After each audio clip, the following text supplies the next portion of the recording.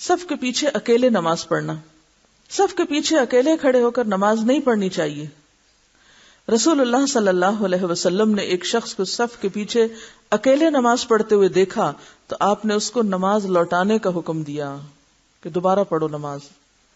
اگر صف میں جگہ ہے تو پیچھے اکیلے آدمی کی نماز نہیں ہوتی، اور اگر صف میں جگہ نہیں تو پھر مجبوری کی کیفیت ہوگی. مثلا مسجد میں اگر ایک دیوار سے دوسری دیوار تک صف بالکل برابر ہے، یعنی چند انچ کا گیپ بھی نہیں ہے، اب ایک شخص پیچھے سے آیا ہے، اب وہ کیا کرے گا؟